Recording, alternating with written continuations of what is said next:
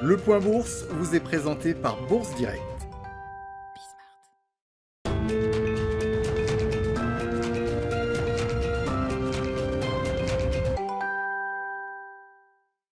Clôture proche de l'équilibre ce soir pour le CAC 40, l'indice parisien qui perd 0,13% à 6161 points.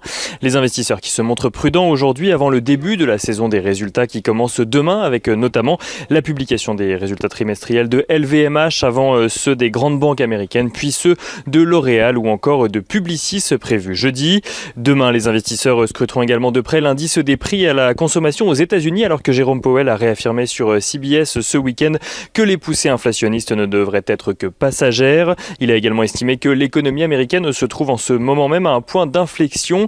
Jérôme Powell qui anticipe une accélération de la reprise économique et du marché du travail grâce notamment à la stratégie vaccinale et budgétaire du gouvernement Biden. Jérôme Powell qui a également tenu à préciser qu'un relèvement des taux de la Fed était hautement improbable pour le moment. On notera aux États-Unis que les rendements d'emprunt à 10 ans progressent à 1,68% à la clôture parisienne alors que sont émis aujourd'hui 58 milliards de dollars de dette à 3 ans et 38 milliards de dollars de dette d'État à 10 ans.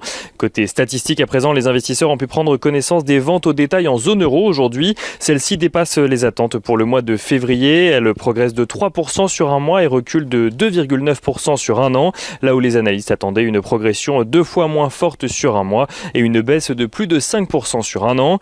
Du côté des valeurs à présent, Veolia et Suez ont annoncé ce matin avoir trouvé un accord de principe pour leur rapprochement. Si tous les détails ne sont pas encore décidés, les deux groupes annoncent tout de même un prix par action pour Suez qui passe de 18 € à 20,50 €. En ce qui concerne le découpage, une fois le rapprochement effectué, Veolia cédera les activités françaises de Suez ainsi que certaines activités eau à l'international à un consortium d'investisseurs proches des deux groupes, à savoir le fonds Meridiam, proche de Veolia, les fonds Ardian et GIP, proches de Suez, ou encore la Caisse des dépôts et consignations.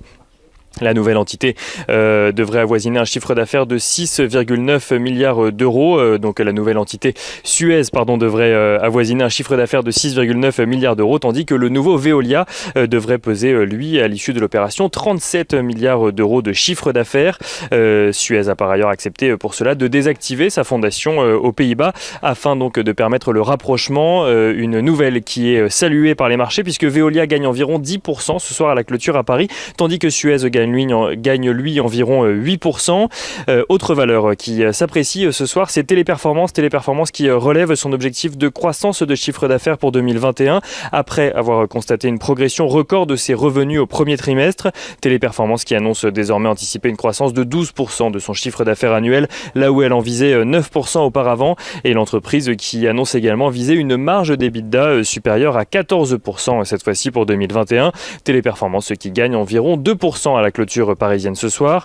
On notera également que Valneva a annoncé être actuellement en train de faire les démarches pour s'introduire en bourse aux États-Unis sur le Nasdaq, une introduction qui se ferait sous forme d'American Depositary Shares, le dispositif permettant aux entreprises étrangères d'être cotées sur les marchés américains.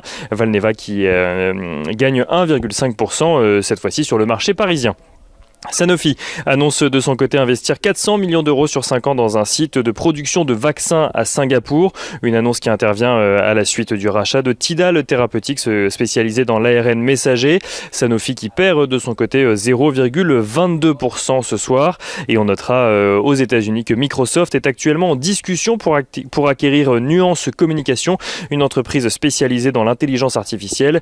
Une acquisition pour un montant de 16 milliards de dollars. Et on finit avec l'agenda de demain. Demain, donc, les investisseurs prendront connaissance de l'inflation aux États-Unis, on le disait tout à l'heure, mais aussi de l'indice ZOO du climat économique en Allemagne et en zone euro pour le mois d'avril.